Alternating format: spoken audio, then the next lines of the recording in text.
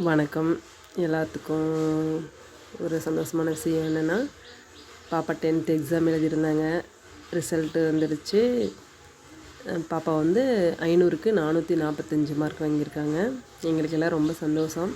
இருந்தாலும் அவளுக்கு ரொம்ப வருத்தம். நான் எதிர்பார்த்த மார்க் வரலை, இன்னும் அதிகமாக எதிர்பார்த்தேன், நல்லா தான் எழுதினேன் அப்படின்ட்டு. சரி, ரிசல்ட் வந்துடுச்சு, மார்க் வந்தாச்சு, இதை வச்சு சந்தோஷப்பட்டுக்கணும்.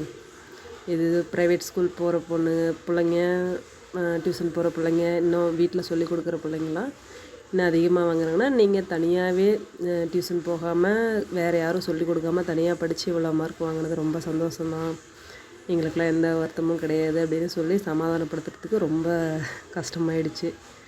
எல்லாருமே வந்து எப்படி பார்த்திங்கன்னா, எங்கள் குடும்ப வழியிலையும் சரி,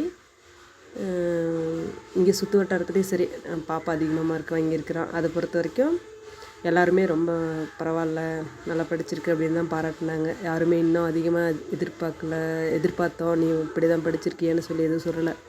எல்லாருமே நல்ல மார்க் வாங்கியிருக்கேன், பரவாயில்ல, சந்தோஷம் அப்படின்னு தான் சொல்லி ஊக்கப்படுத்தினாங்க. அதை கொண்டாடுற விதமாக தான் சரி அவங்க அப்பா கேக் வாங்கிட்டு வந்து கொடுத்தாங்க. அன்னைக்கு ரிசல்ட் அந்த அன்னைக்கு நைட்டே கட் பண்ண முடியல. அவங்க வாடகைக்கு போயிட்டாங்க, வெளியில் போயிட்டு நைட்டு 9 மணி ஆகிடுச்சு வரத்துக்கு. அடுத்த நாள் காலையில் தான் சரி கேக் வெட்டி செலிப்ரேஷன் பண்ணலாம் அப்படின்ட்டு காலையில் 7 மணி வாக்கிலேயே கேக் கட் பண்ணிட்டாங்க.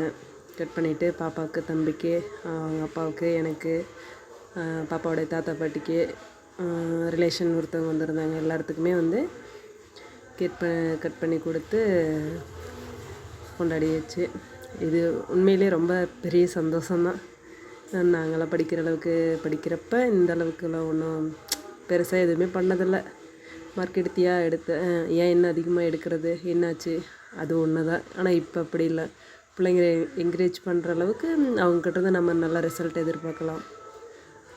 இப்போ இவ்வளோ கம்மியாக இருக்குன்னு ஃபீல் பண்ணுறீங்க.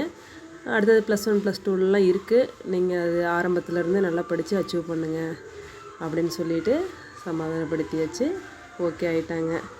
எங்கள் வீடியோ உங்களுக்கு பிடிச்சிருந்தா லைக் பண்ணுங்கள், சப்ஸ்கிரைப் பண்ணுங்கள், இந்த வீடியோவுக்கு கமெண்ட் பண்ணுங்கள். கமெண்ட் பண்ணி உங்கள் ஆதரவை தெரிவிங்க, மற்றவங்களுக்கு ஷேர் பண்ணுங்கள். ஏன்னா நீங்கள் போடுற கமெண்ட், லைக் இதெல்லாம் தான் எங்களை உற்சாகப்படுத்தும், ஊக்கப்படுத்தும். நாங்கள் இன்னும் மேன்மேலும் நிறைய வீடியோஸ் போடுறதுக்கு இது ஒரு வழியாக அமையும். தேங்க்யூ.